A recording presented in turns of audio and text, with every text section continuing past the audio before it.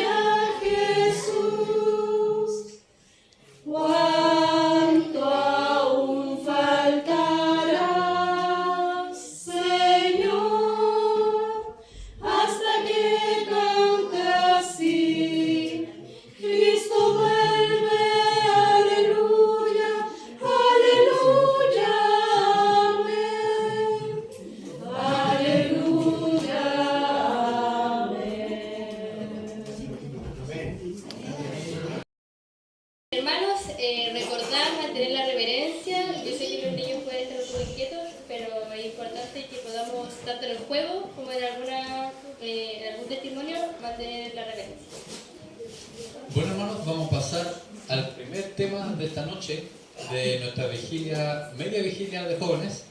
El predicador de hoy va a ser el hermano Clarence, así que le vamos a pedir que pase adelante con el primer tema, que es titulado Agentes satánicos en contra de la misión. Así que, bienvenido hermano. Pásenos.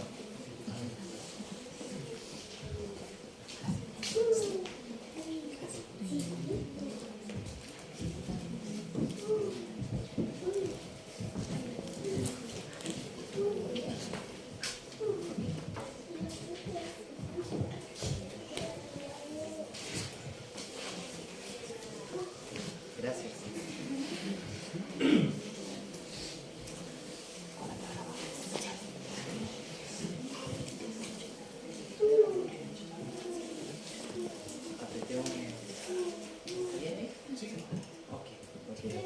Feliz noche para todos. Ya esta es tercera vez, me parece mucho. Tercera vez que puedo estar con ustedes nuevamente y siempre es de gran alegría poder venir, compartir con ustedes, reunirnos y bueno, es lindo poder llegar y ver los avances. Se nota que han avanzado y que el Señor ha bendecido a esta iglesia. Así que eso alegra el corazón, da aliento. Agradecer también por la invitación.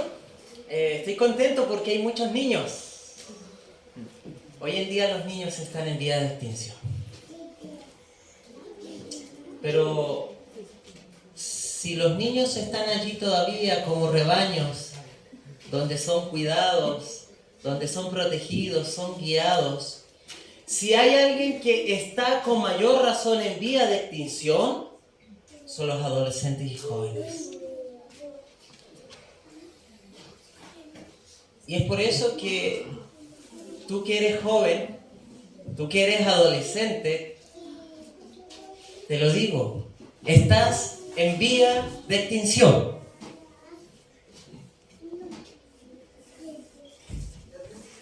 Y vamos a entonces, antes de iniciar esta meditación, a hacer una oración. ¿Les parece? Allí donde están, reverentemente inclinen sus rostros, vamos a orar. Querido buen Dios, Señor, en esta noche te damos las gracias, Padre, porque en tu gran misericordia nos permite estar aquí reunidos como hermanos, como hijos tuyos. Bendice esta iglesia, Señor. Bendice a la juventud, a los niños que están aquí. Bendice, Señor, a los adultos, a los padres de familia. Padre querido, que esta jornada espiritual, Señor, pueda ser de gran bendición. En el dulce nombre de tu amado Hijo Jesús. Amén, Señor. Muy bien, queridos hermanos. Yo tengo una complejidad y le voy a ser sincero. ¿Cuántos de ustedes, yo no sé si les pasa, pero mi esposa me regaló una Biblia y es tremenda Biblia? Esta. Me dijo para que pudiera pasar cómo iba a andar con esta otra Biblia, que la manejo con cierre porque ya de tanto uso, de tantos años, ya está viejita que hasta las hojas se caen. Y es una Biblia guerrera. Esta ha recorrido por varios países, en mochila, por lluvia, se han mojado todas las cosas, pero aquí está todavía. Y es como aquel libro valioso, precioso, que cuando tú la lees o ya te acostumbras a esa Biblia, por más que venga una Biblia de estudio buena, excelente, como que la viejita tiene su lugar, ¿sí o no? Bueno, a mí me pasa algo parecido. Esta Biblia es una Biblia que quiero mucho, aprecio mucho, me ha acompañado por mucho tiempo. Tiene la letra muy pequeñita para mí. Pero bueno, mi esposa me regaló una grande, así que voy a ver cómo aquí me alcanzan las dos, ¿verdad? Para la meditación de esta tarde. El título de esta vigilia, ¿cómo es? A ver si la recuerdan. ¿Cómo? Ese es el tema. Pero el título general, la misión de la juventud o la misión en la juventud. Y el tema de este momento es agentes satánicos en contra de la misión. Mis queridos, Satanás tiembla. Si hay algo que lo hace temblar, es ver a jóvenes y adolescentes que se reúnen y se juntan para orar. Si hay algo que realmente le preocupa, es cuando ve a jóvenes que se juntan y se reúnen para orar. Pero ¿saben cuál es el motivo de oración? Cuando claman y piden, Señor, muéstranos cómo podemos servirte. Queremos hacer obra misionera, queremos trabajar contigo y para ti, Señor. Muéstranos, danos sabiduría. Cuando el enemigo y sus secuaces ven a jóvenes orando para cumplir la misión, Satanás tiembla. Porque sabe muy bien que en la adolescencia y en la juventud hay algo, hay un elemento, hay una influencia poderosa que el Espíritu Santo da a pesar de que tú te sientas indigno e inferior. Aunque tú te sientas como joven o señorita, sientas que realmente no tienes la capacidad, no tienes los talentos, no tienes la elocuencia, eres tardo para expresarte, te cuesta expresar tu fe.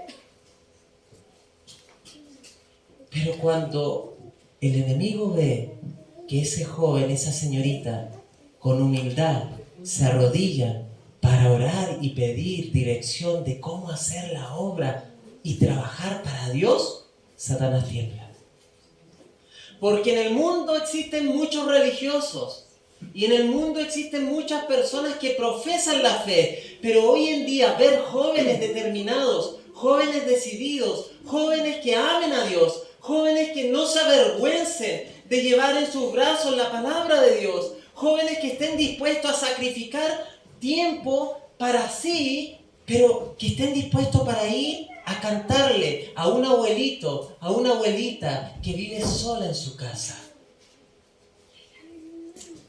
Aquellos jóvenes que están dispuestos de pronto en su sencillez decir, Señor, nos cuesta predicar, me cuesta pararme en un púlpito, pero Señor, yo tengo mi corazón dispuesto a servirte. ¿Cómo puedo hacerlo, Señor? Satanás sabe que cuando los jóvenes van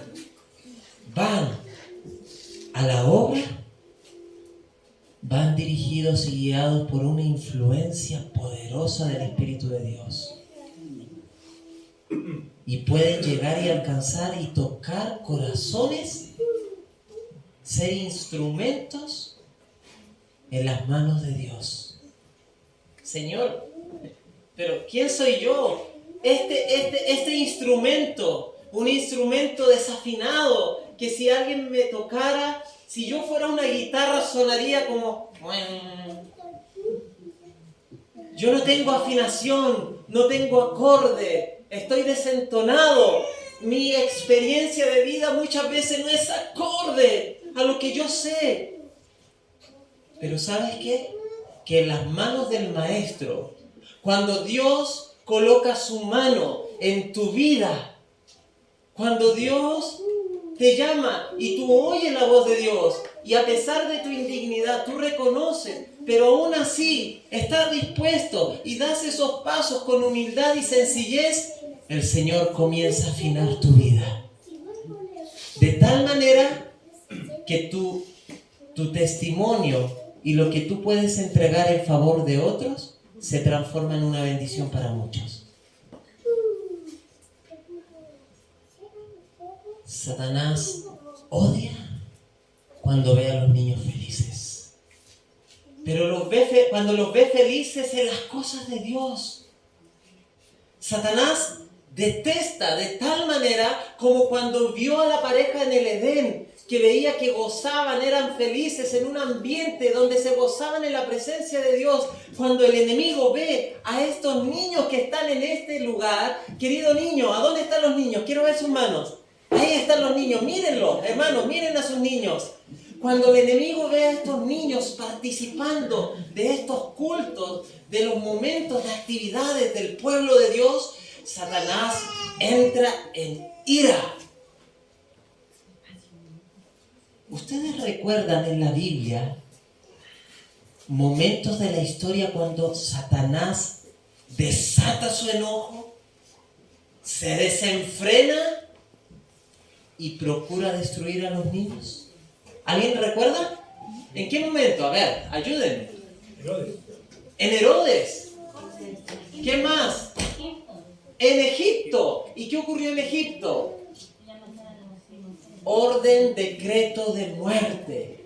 Todos los niños. ¿Hasta cuánto? Hasta los 2 años debían morir. Mis queridos hermanos, en el edicto de Herodes, que dice nuestro hermano, hay un edicto también de muerte, y era matanza para todos los niños de Israel, del pueblo de Dios. ¿Por qué el enemigo colocó, sembró un espíritu totalmente demoníaco, fuera de sí, en destruir a los niños? ¿Saben por qué? ¿Por qué en el caso de Egipto mandó el edicto para matar a los niños? ¿Quién había nacido? ¿Quién estaba dentro de esos niños? A ver, niña, a ver allí. ¿Cuál es tu nombre? ¿Cómo? Agustín. Muy bien. Dime, Agustín, ¿por qué crees tú que en Egipto mandaron el edicto para matar a todos los niños? ¿Por la furia de Satanás? Sí, tenía furia. Pero además, alguien más. A ver, otro niño que quiera ayudarle. A ver, allí. ¿Por qué crees tú que mandaron a matar a los niños en Egipto? Porque aprendían de Dios. Sí, porque aprendían, porque lógicamente las mamitas les enseñaban, les cantaban. A ver acá, otros niños, sí. Porque habían muchos Porque había... israelitas. ¿Por qué cómo? Porque habían muchos israelitas. Había muchos israelitas. Ok. Y a ver los jóvenes. A ver los jóvenes. ¿Por qué creen ustedes que el enemigo estaba empecinado en matar y destruir a todos los niños? A ver qué joven. A ver, allí hay otra mano de otro niño. Porque dentro de eso estaba el hijo del rey. Oh. ¿Y quién sería ese hijo? A ver. Moisés. Moisés. Queridos hermanos, jóvenes, niños, Satanás sabía, veía que dentro de ese grupo, de esa generación de niños, se iba a levantar un niño especial para cumplir una misión. Y cuando el enemigo ve que ese niño está predestinado para ser un héroe de Dios aquí en la tierra, para ser un niño que dé testimonio en favor de él, Satanás procura eliminarlo. Y noten bien con Jesús. ¿Recuerdan a Jesús? Exactamente lo mismo. Jesús venía a cumplir, ¿qué cosa? La misión de las misiones. Sin embargo, Satanás procuró, ¿qué hacer? Destruirlo. Mis queridos, en Eventos de los Últimos Días, en la página 176, dice que en el tiempo del fin, ahora, a poco tiempo, cuando el dragón Satanás, a través de sus poderes, como la bestia, el papado, el anticristo, los poderes religiosos, cuando se opongan a los mandamientos de Dios, cuando muchos en el pueblo de Israel, en el pueblo de Dios, el pueblo adventista del séptimo día, comience a tambalear y comience a tener temor de expresar su fe, ¿saben ustedes quiénes serán levantados? Dice la mensajera del Señor, los niños, sin temor alguno, hablarán y testificarán y dan un sonido a la trompeta con un mensaje poderoso, y los niños terminarán y predicarán el fuerte pregón. Es por eso que estos niños son valiosos. A estos niños hay que cuidarlos. Y gloria a Dios por el trabajo que están haciendo ustedes, porque hay iglesias donde ya no hay niños. Herencia de Jehová son los hijos. Hay que cuidar la herencia. Hay que cuidarlos, a los corderitos. Noten bien, estos niños representan de una manera figurada aquel niño pequeño como David. Ese David que no tuvo miedo de enfrentar ¿a quién? Al gigante, a Goliat, un hombre que había sido desde su nacimiento, había sido formado para la guerra, un símbolo del poder papal, del papado. Los niños en el tiempo del fin no tendrán miedo de enfrentar al falso sistema, porque tendrán ellos en sus manos, estarán con ellos ¿quién? Cristo. Y Cristo derrotará a los gigantes, mis queridos. Pero ¿ustedes recuerdan el relato bíblico? Dice que el pueblo estaba con temor, había provocación, el enemigo Goliat todos los días venía al pueblo a desafiar al pueblo. Ahí está un canto, ¿verdad? Me acuerdo de los heraldos del rey. Rey Saúl, envía a tus campeones a pelear conmigo. ¿Acaso tu Dios no los defenderá? ¿Qué hacía el gigante Goliat? Se reía. Los israelitas tienen miedo. Hermanos, jóvenes, por mucho tiempo, hasta el rey, hasta los soldados más expertos en el pueblo de Israel, hombres de batalla experimentados ya en guerras y batallas, tenían temor de enfrentar a Goliat. Y de pronto apareció alguien. ¿Quién apareció allí en un momento de crisis? Dice la Biblia que apareció David, que iba a visitar a sus hermanos. Y cuando llega allí al campo de batalla, ¿recuerdan cuál fue la impresión? Cuando David ve, ¿tuvo miedo David? Es que si hay algo que tiene la juventud y tienen los adolescentes, tienen los niños, cuando están con todo allí, están con el Señor, mis queridos hermanos, son valientes. Ni siquiera llegan a dimensionar. Los adultos comenzamos a pensar lo que puede venir, lo que puede pasar. Los jóvenes tienen el ímpetu, tienen valor, tienen coraje, y más todavía cuando están tomados de la mano del Señor. David dice, ¿quién es este filisteo incircunciso que viene a desafiar al pueblo de Israel? Y él sorprendido de que nadie de los adultos tomara, ¿qué cosa? Allí tomara su papel. Mis queridos, ¿saben cuál es la expresión cuando se ofrece David a pelear? ¿Qué dicen de David? La palabra de Dios describe que los líderes se expresaron, pero este es un muchachito.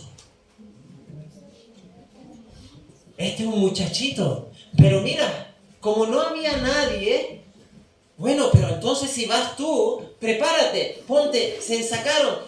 Ahí está la espada, está la protección. Mis queridos jóvenes, señoritas, hermanos, David estaba preparado para esto. ¿Estaba él capacitado y preparado? ¿Él iba a pelear la batalla con los instrumentos de guerra carnales, humanos que solían hacerse? No. Es tanto que, es más, esto le incomodaba. Y finalmente, ¿qué dicen las Escrituras? Que David prefirió y dijo, no, yo voy en el nombre del Señor Jesús. Fue al arroyuelo, a la orilla, ¿y qué hizo David? Recogió piedras. ¿Saben? La palabra de Dios menciona y dice que cuando Goliat ve a este niño frente a él, le dio risa, pero al mismo tiempo le dio vergüenza ajena. Que esto se sepa en todo el lugar, que Israel manda a pelear ¿a quiénes? A sus niños. ¿Será que los israelitas querían mandar a sus hijos? No. Pero ¿saben qué? El Señor reinaba en el corazón de David. Y si estos niños están aquí, es porque en sus corazoncitos la influencia del Espíritu del Señor está trabajando en ellos. Y hay que seguir. Nosotros colaboramos en la obra de Dios y estos niños tomarán un papel trascendental dentro de poco. Hay que cuidarlos.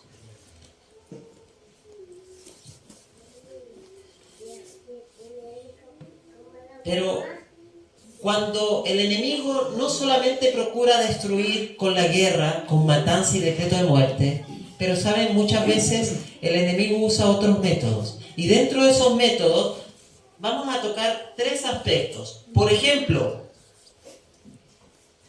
en el caso de Sansón, ¿qué usó enemigo para desviarlo de su propósito y de su misión?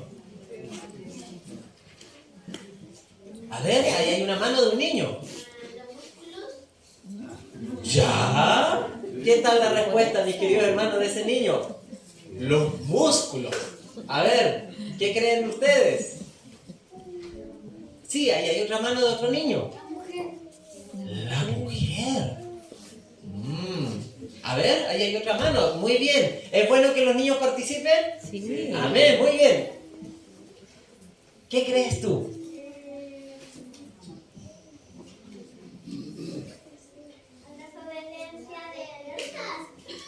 Ok. Queridos hermanos y jóvenes, niños, miren, ¿saben? Hay algo interesante. Cuando yo comencé mi experiencia misionera fuera del país, en Argentina, me acuerdo perfectamente aquel momento cuando el pastor que estaba a cargo de ese lugar, con un recibimiento cariñoso, fraternal, cada día me invitaba a orar. Me decía: Clarence, vas a estar acá por un tiempo, pero solamente te puedo aconsejar algo que a todos los ministros y misioneros nos dicen y nos aconsejan. Tú debes cuidarte de 3 cosas. Y nos dijo así: tú tienes que cuidarte de las 3 P. ¿Tú conoces las 3 P? Y yo quedé pensando, ¿qué será eso de las 3 P? Me dijo él, en Argentina: tú te tienes que cuidar de las 3 P's. Primero, la plata, dinero. Segundo, poder, autoridad. ¿Cómo ejerces la autoridad? Tercero, las polleras. ¿Sabes lo que son las polleras? Las faldas. Mis queridos, el enemigo muchas veces usa, en este caso a Sansón, usó el aspecto de su fragilidad humana para sacarlo del propósito divino. ¿Cuántos jóvenes aquí son enamoradizos? A ver. Ahí hay uno. Y los demás, a ver, de los hermanos adultos que ya son padres de familia, ¿cuántos fueron enamoradizos? No les creo. Ninguno.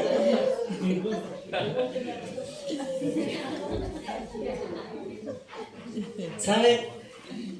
Sansón se enamoraba rápido. Era un buen muchacho. ¿Amaba a Dios? ¿Qué creen ustedes? Sí, amaba a Dios. ¿Tenía debilidad? Sí. ¿Y cuál era su lucha? Sus sentimientos. Dice que la Biblia en Jueces, por motivo de tiempo no lo vamos a leer, pero ustedes lo pueden encontrar en Jueces capítulo 13, capítulo 12, habla de la historia de Sansón. Y dice allí que cuando Sansón bajaba al pueblo a Timnat, dice, y vio en Timnat una mujer. ¿Y qué pasó con Sansón? Se enamoró. Y la palabra de Dios nos muestra que en ese enamoramiento quedó emocionado. Le dio cosquillitas en el estómago. Se sintió bien. Las mariposas volaban.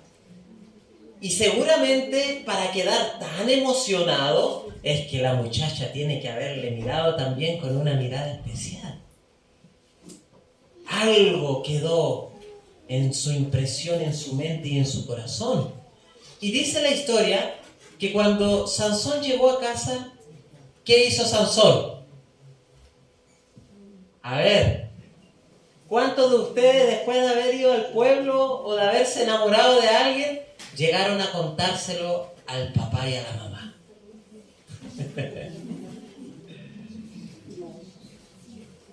¿Saben? Si bien es cierto, Sansón tenía esa fragilidad que los sentimientos le jugaban en contra, era muy fácil, entregaba sus afectos, sus sentimientos, se enredaba emocionalmente, pero ¿saben? Sansón tenía algo muy lindo. ¿Saben lo que era? Tenía una confianza y tenía una linda comunicación ¿con quién? Con sus padres.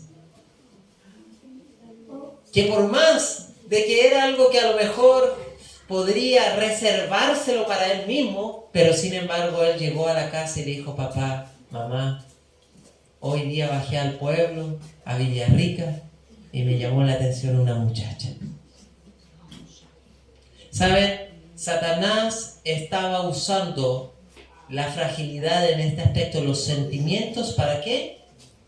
Para quitarlo ¿de qué? Del propósito y de la misión de Sansón. ¿Saben ustedes cuántos matrimonios tuvo Sansón? Dice la Biblia. ¿Cuántas mujeres tuvo? 3 esposas. Y en los 3 matrimonios fracasó. Dalila fue la tercera. Una de sus, a las cuales se enamoró, finalmente se fue con uno de los amigos de Sansón. Tremendo. El padre de la mujer la entregó, ¿verdad? Mis queridos, es tremendo esto. Pero Satanás, para quitarte del propósito de vida, usa esto. Noten bien, David, cuando descuidó su deber, el descuido de estar en lo que debiéramos estar, es un momento y una instancia para Satanás hacer ¿qué cosa? Hacerte caer. Pregunta, ¿cuál era el deber de David? ¿Cuál era la tarea de David? Dice la historia que David se quedó en casa cuando el príncipe y el rey debía estar ¿en dónde?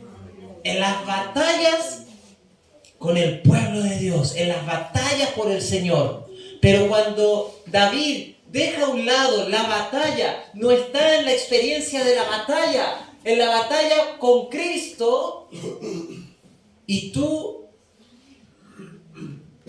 te quedas en quietud, no estás en el deber que debieras estar.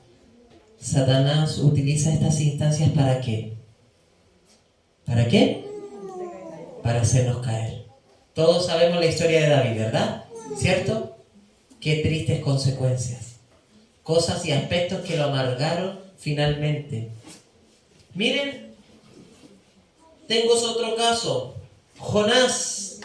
Jonás, cuando huye de la misión, pasa diferentes tipos de experiencias y llega a una situación tan baja, tan profunda, le pasan problemas, viene tormentas, lo tiran del barco, se lo traga un pez, cuánta cosa. Pero todo vino a consecuencia ¿de qué? De haber huido ¿de qué? De la misión. ¿Cuán importante entonces? A ver, hagamos un resumen. ¿Cuán importante es no descuidar qué cosa? Nuestro deber. El descuido de un asunto. Otro aspecto importante, no huir del llamado de Dios. ¿Hay alguna duda hasta aquí? ¿Está todo claro? ¿Sí? Muy bien, vamos a seguir avanzando. Yo quiero compartir con ustedes 2 ejemplos de la Biblia. ¿Cuántos les apasiona, les gusta el libro de Daniel? El libro de Daniel es un libro profético, pero el capítulo 1 es muy interesante y vamos a ir allí, al libro de Daniel, capítulo 1, los primeros versículos, porque esto nos va a dar un pie para entonces poder entrar a algo importante. ¿Qué nos dice allí en Daniel capítulo 1? A ver, algún hermano joven que quiera leerlo. con voz fuerte.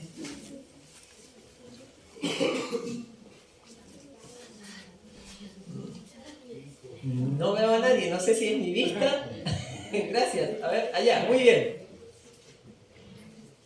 En el año tercero del reinado de Joacim, rey de Judá, vino Nabucodonosor, rey de Babilonia, a Jerusalén y la sitió. Muy bien. La primera, queridos hermanos, es una invasión que hace Nabucodonosor a Babilonia. Y dice aquí que vino Babilonia, el rey Nabucodonosor, invadió, sitió a Jerusalén, al pueblo de Dios, pero ¿saben ustedes qué fue cuando Babilonia invadía para destruir? ¿Saben qué era uno de sus primeros aspectos de intereses que tenía Babilonia? A ver, ¿qué piensan ustedes? ¿Qué piensan ustedes? Bueno, Babilonia se caracteriza por ser una nación codiciosa ¿de qué? Del oro. Y generalmente se enseña y escuchamos decir que como que su punto focal principal era ir a Jerusalén y destruir, quemar todo lo que fuera posible, pero saquear, llevarse ¿qué cosa? Los utensilios del templo, ¿verdad? Que eran bañados en oro, otros eran de pureza, pero allí estaban los metales más importantes y sagrados para el pueblo de Dios. Pero ¿saben ustedes que antes de saquearse y llevarse los utensilios, ¿saben ustedes qué hacía Babilonia? En el libro de Crónicas, en 2 de Crónicas capítulo 36, versículo 5 al 8, dice allí que Babilonia, antes de llevarse los utensilios, mató a todos los niños y jóvenes y adolescentes. Cuando ustedes ven en las invasiones de Babilonia al pueblo, lo primero que agarran, se apropian y llevan como esclavos, ¿en dónde está la vista? En la juventud. Es por eso que en Daniel 1.1 vemos a Nabucodonosor, pero con un interés adicional. ¿Y este interés adicional cuál era? En su última invasión, que es la que estamos leyendo en Daniel 1.1, dice allí que entonces Nabucodonosor mandó ¿a qué? A que trajesen, ¿quiénes? A los jóvenes. ¿Cómo tenían que ser los jóvenes? ¿Tenían que tener características especiales? Sí. Es por eso que aquí vemos algo importante en un contexto profético, que Babilonia, el sistema babilónico hoy en día, está queriendo nuevamente absorber, esclavizar a la juventud. A muchos en la primera y segunda invasión los mató. En la tercera invasión se llevó cautivo a los de la realeza. Entre ellos estaba Daniel, los 3 hebreos. Pero, ¿saben ustedes por qué fue el motivo que Dios permitió que fueran invadidos por Babilonia? El comentario de la sierva de Dios en Segunda de Reyes, capítulo 25, versículo 9, el comentario de la sierva de Dios dice que el Señor permitió que Babilonia invadiera al pueblo de Dios porque el pueblo fracasó en la obra misionera. Tremendo, ¿sabían ustedes eso? Si bien es cierto, esto fue la consecuencia de sus rebeliones, de su desobediencia, de su lejanía de Dios, pero lo que fue desencadenando y llevando a la apostasía de la nación, primero parte por un descuido ¿de qué? De la misión. Y en ese comentario que hice mención de Reyes, 2 Reyes 25:9, expresa la sierva de Dios: porque fracasaron en ser misioneros, por esta causa el Señor permitió que Nabucodonosor invadiera. Y uno dice, ¿cómo así? es que ya que el pueblo de Dios se había centralizado en sí mismo, ya el pueblo de Dios había sido levantado para que fuera luz a las naciones, para que diera testimonio, dieran a conocer al Dios verdadero a las naciones paganas. Pero el pueblo creció tanto que se centralizaron en ellos mismos. Hacían los rituales, todas las cosas, los cultos, adoración, dentro de las murallas de Sion, dentro del pueblo. Todo era para el pueblo, todo giraba en torno del pueblo. Y el pueblo se olvidó de su misión, que tenía que ir y traspasar las murallas, e ir al mundo, e ir a las otras naciones con un propósito de salvar, de presentar al Dios verdadero. Y ya que el pueblo no iba, ¿qué hace Dios? Bueno, permite que venga el enemigo, se llevan a esclavos allí, ¿verdad? Toman allí a Daniel, a los 3 hebreos, para que ahora estando dentro, imagínense, dentro mismo de la nación babilónica, se pueda dar a conocer el mensaje de Dios, puedan dar a conocer al Dios verdadero. ¿Cómo son los caminos de Dios, no? La pregunta que quiero hacer en esta tarde, en esta noche: ¿cómo está nuestra experiencia misionera? Porque Babilonia va a dar nuevamente su ataque y va a atacar con fuerza, y está haciéndolo. El sistema babilónico, el sistema educativo, el sistema de salud, todo el sistema que hoy en día está imperando, las Naciones Unidas, todo un sistema de confusión, de apariencia de verdad, pero es engaño, mentira. Mis queridos jóvenes, hermanos, Babilonia muy prontamente va a caer. Pero va a caer con todo aquello que absorbió y entrampó en sus redes. Es por eso que en esta hora el llamado es salir de Babilonia. Es por eso que en esta hora el llamado es invitar a los jóvenes, a los niños, porque como el sistema va a caer, todo esto se viene abajo. Mis queridos hermanos, hay que trabajar para ayudar ¿a quiénes? A las personas de afuera. Porque cuando esto se venga y se haga trizas este sistema, cuando la economía no aguante y reviente, cuando entonces empieza a haber hambre, cuando entonces la gente aquí, nuestros vecinos, empiecen a salir con sus ollas y a tocar la olla porque hay hambre, cuando entonces empiece un caos social, una crisis tremenda, queridos hermanos, la gente que no conoce la palabra de Dios, las profecías, la gente que no ha sido advertida, que no tiene a Cristo en su corazón, ¿cómo va a estar? En angustia y desesperación. Mi querido hermano, no necesitamos ir más allá. ¿Cómo muchas veces hemos sentido nosotros la presión de la crisis? ¿Hemos tenido crisis? Bueno, hay diferentes tipos de crisis. Pero si nosotros, queridos hermanos, experimentamos la presión y pareciera que esto está de mal en peor y no tiene solución, ese, como dice, si tuvierais fe como un grano de mostaza, esa gotita de fe que produce en ti, desarrolla en ti esperanza, esperanza en Cristo, esperanza que las cosas pueden cambiar, en que el Señor no te abandonará en medio de la crisis. Mis queridos hermanos, es que nosotros hemos podido ser levantados frente a muchas pruebas que hemos tenido. El mundo de afuera no conoce a Dios. El mundo muere cada día en depresión, ansiedad, angustia. La gente se está muriendo. Es tremendo. Hay una declaración de la sierva de Dios en el libro Testimonios para Ministros. En los últimos capítulos dice ella: se me fue presentado la siguiente visión. Y vi que iba una embarcación. Era un bote. Y en ese bote iban personas allí, arriba de él. Pero en ese río, por esas aguas que corrían y avanzaban con remolinos, con fuerza, dice que mucha gente iba siendo arrastrada por ese río.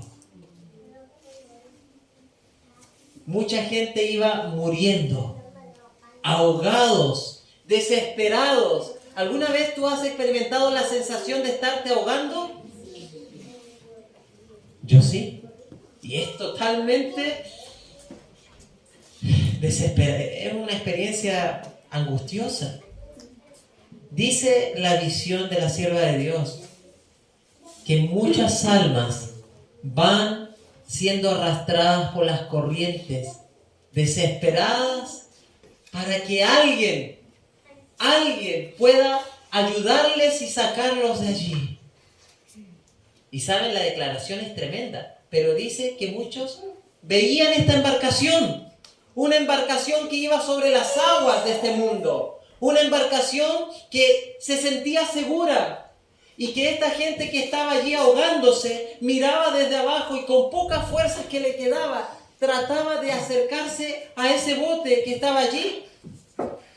Y con pocas fuerzas, desde el costado, trataban de tocar. ¿Para qué? Para que los que iban arriba de esa embarcación pudieran darse cuenta y pudieran ayudarlos, que estaban ellos a punto de morir. ¿Saben? La sierva de Dios dice: qué tristeza llenó mi corazón al ver la escena que me fue presentada. Dice ella: ¿creen ustedes que aquellos que iban arriba de la embarcación, viendo cómo muchos morían, estiraban sus brazos y hacían esfuerzos posibles y máximos para levantar a esas almas, para colocarlas arriba y salvarlas de su condición? Dice la mensajera del Señor que muchas almas morían ahogadas en el intento, sin fuerzas, perecían solas, sin esperanza. Así como me fue presentada en esta visión, dice ella, está el pueblo de Dios navegando por el mundo de estas aguas, en donde muchos están muriendo, desesperados y angustiados, y nosotros vemos la realidad, pero no estamos haciendo nada.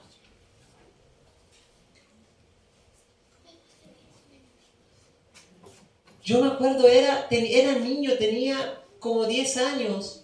Fuimos ahí cerca de Quepe, a la casa de unos tíos, y había un río. Y nos fuimos a bañar. Y me acuerdo, bueno, yo era como salmón, pez en el agua, me gustaba el agua, era arriesgado. Y me acuerdo siempre que llegamos y mis primos, los tíos me dijeron: Clarence, mira, aquí está bueno, esta parte ahí está hondito, me dijeron, ahí está especial para tirarse, pero uno se tira y no podís pararte. Tú no intentes pararte, tú te tiras y sale nadando, porque si tú te quedas parado allí, te absorbe, porque habían corrientes por debajo, habían remolinos. Ya, nos pusimos a bañar, nos tirábamos piqueros. En eso llegó mi mamá, mi papá, y ahí compartido con los tíos, la familia, todos, mientras nosotros los primos nos bañábamos y todo. De pronto mi mamá dice: voy a irme a bañar.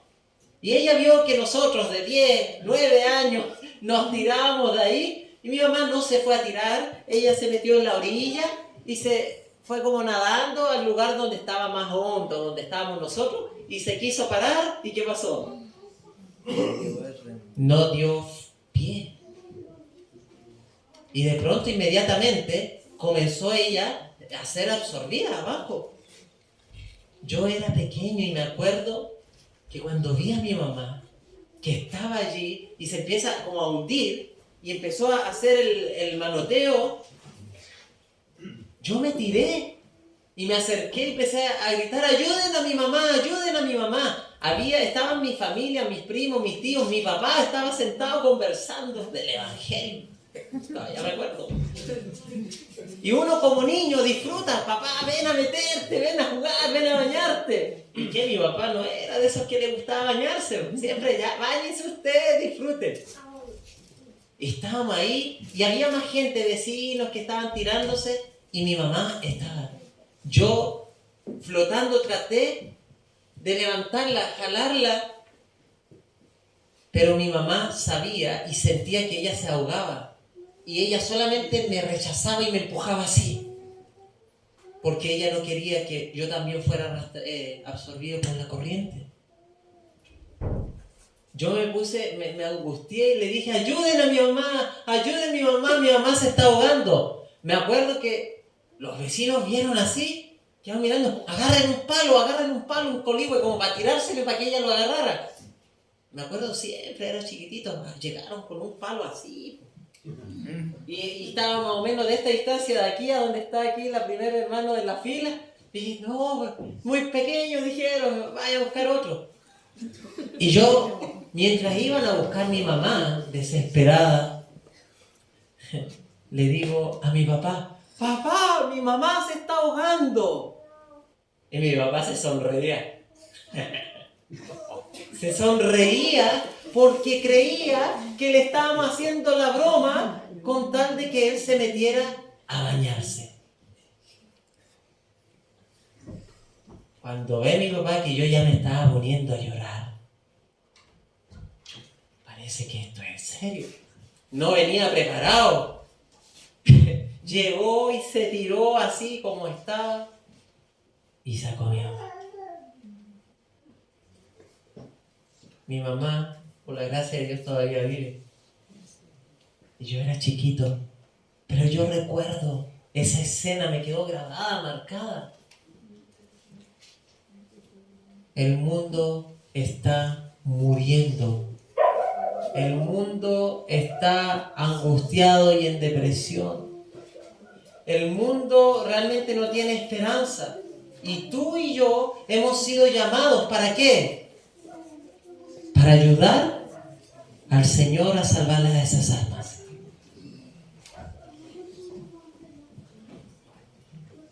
Avancemos rápidamente. Mis queridos hermanos, hay algo interesante en los reyes de Israel.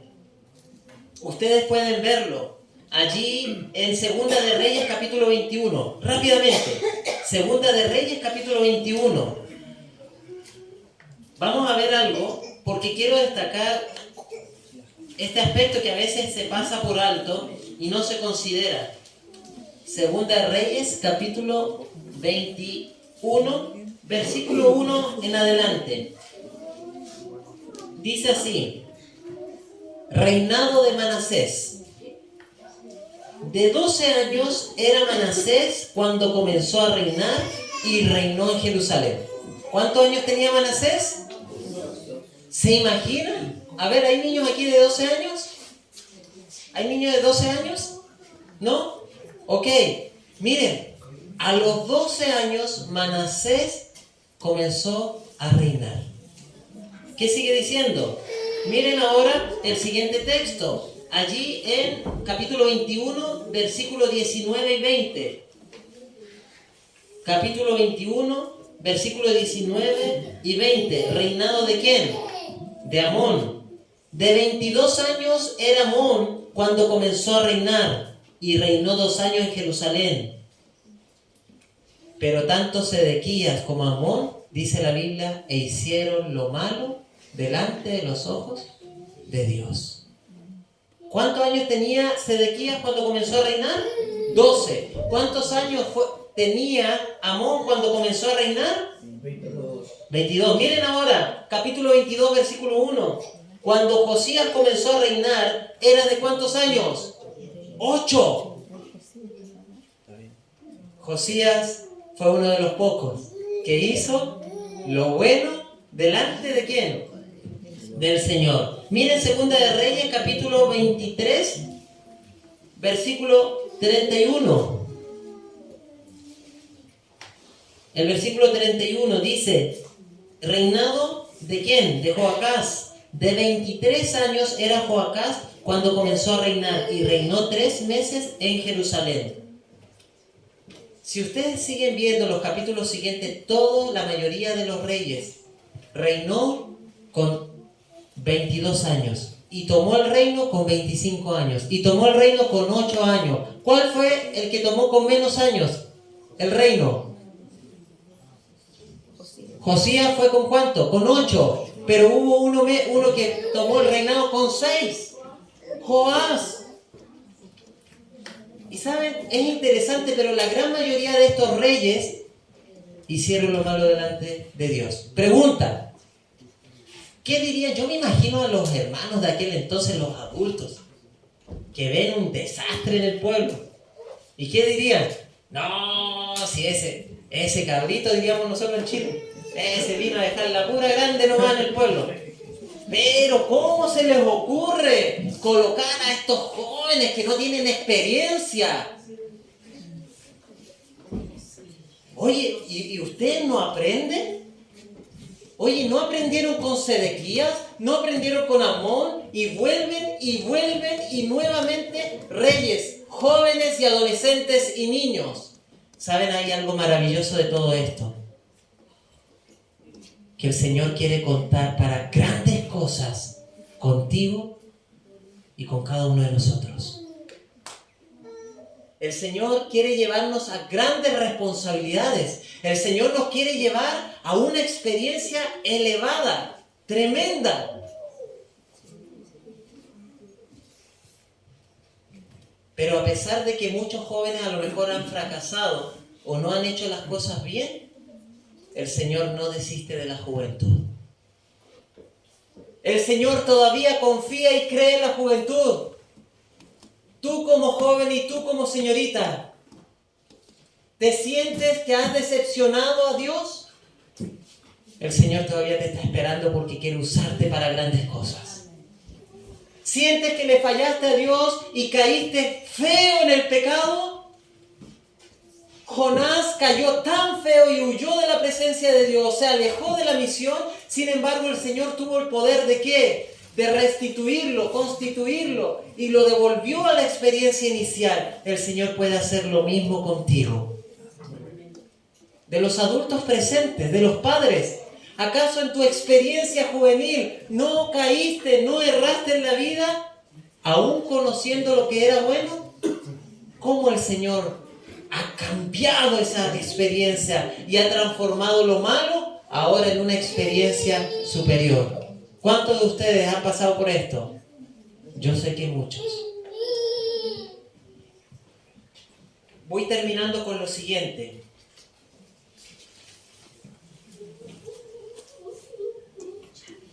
¿Saben que el apóstol Pablo tenía un gran cariño por los jóvenes?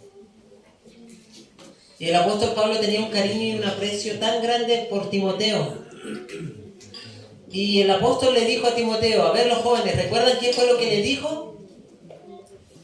Que nadie menosprecie, ¿qué cosa? Tu juventud.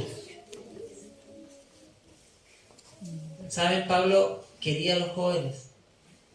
No, Pablo, dentro de su característica de persona, si bien es cierto, era teólogo, salía con unos discursos medios ahí filosóficos, todo complicado, romanos.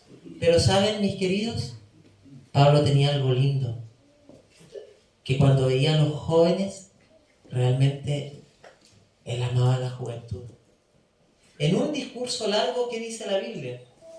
Que Eutico, un joven, estaba en una vigilia. Cuidado, no te vas a caer. Eutico llevaba escuchando el sermón de Pablo una cantidad. ¿Recuerdan cuánto tiempo llevaba Pablo predicando? A todo esto, ¿cuánto tiempo llevó? ¿Ah? Pablo llevaba una cantidad. Pero ¿saben, mis queridos? Eutico se quedó dormido en medio del culto, en medio de la vigilia, y dice que se cayó, ¿de dónde? De un tercer piso. Pregunta, ¿qué hace Pablo? ¿Qué hizo Pablo, queridos jóvenes? ¿Saben lo que hizo Pablo? Pablo detuvo el sermón, detuvo la teología, detuvo la letra y se centró en la necesidad principal cuando vio que uno de sus corderos, de los corderos de Dios, había caído y se había lastimado, donde la mayoría del pueblo, ¿cómo daba a Eutico? Por muerto. ¿Saben? Pablo dirigido por el Espíritu Santo, y esa debiera ser nuestra experiencia cuando nosotros vemos a nuestros jóvenes en la iglesia, que a pesar que están en la iglesia, a lo mejor tienen sus momentos de adormecimiento espiritual, no están bien animados, tienen sus altos y sus bajos, y de pronto cuando están en esos momentos de baja espiritualmente, cometen errores, fracasan, ¿saben? La tendencia de la mayoría es ¿qué hacer? No, apostató. No, sí, es típico de los jóvenes, todos caen en lo mismo. ¿Saben lo que hizo Pablo? ¿Saben lo que hace el Señor en el corazón donde reina Cristo cuando ve a los jóvenes fracasar? ¿Lo juzga? No, ¿Lo señala? no, ¿Lo deja? no. Se acerca. Se acercó a Eutico. Lo abrazó. Lo tomó en sus brazos y dio esperanza al pueblo. Eutico no está muerto. ¿Tú crees que ese joven, esa señorita, ese hijo está perdido? ¿O la iglesia piensa que está perdido y tu corazón clama, gime por ese hijo para que sea salvo en el Señor? El Señor, a través de Pablo, daba esperanza a los corazones de la iglesia. Ese joven, por más que se vea caído, muerto espiritualmente, aún no está muerto. Está vivo. Puede estar adormecido espiritualmente.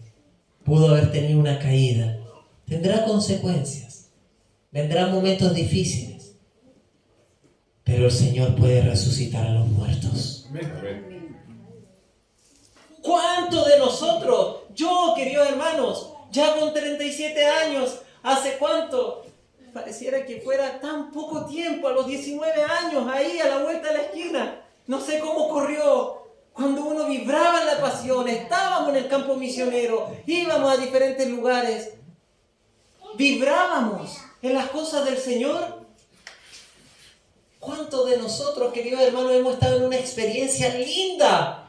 Y de pronto, cuando menos lo esperas, en un momento de distracción, comienza a menguar tu experiencia. Y empieza a bajar. Lo digo así. Es como el péndulo. Estábamos subiendo una experiencia linda con Cristo, pero luego llega un momento como que quedaste ahí. Y ahora como que empieza. Como que empieza a bajar. A bajar. A bajar. Y llega abajo. Y luego vuelve y ¿qué hace el péndulo? Vuelve y empieza a subir. Pero sube contra la presión, sube contra la naturaleza, pero sube, lento, pero va subiendo, cuesta volver a la altura. Pero el Señor permite volver ¿a qué? A restaurar nuestras vidas. ¿Sabe por qué esto no se ha caído? Porque la mano de Dios te ha seguido sosteniendo. Amén. Querido joven, querido niño, ¿te has portado mal esta semana? ¿Hiciste rabiar a papá? ¿Desobedeciste? ¿Qué hiciste esta semana? El Señor te perdona. Querido niño, querida niña, el Señor te perdona porque Él te ama. Pero recuerda que debes pedirle al Señor que te ayude. Señor, ayúdame a ser obediente a mamá y a papá. Me cuesta. Esta semana, como nunca, querido hermano, me tuve que arrodillar no sé cuántas veces con mi hijo. Vamos a orar, pedirle ayuda al Señor. Queridos jóvenes, el Señor quiere contar contigo para esta gran misión. Quiere contar con todos nosotros. Venía una historia fascinante. Por motivo de tiempo lo vamos a dejar aquí. Porque hay programas, ¿sí o no? Entonces tenemos que continuar el programa. La historia la vamos a tomar en la próxima. Pero es una historia realmente asombrosa que ha sido manipulada, tergiversada y que pocos conocen. ¿La quieren saber de quién es? ¿Sí o no? Sí. Se tienen que quedar. Se tienen que quedar. Y ahí vamos a compartir esa historia que realmente el papado no quiere que sepa ninguno de los cristianos. Que el Señor les bendiga.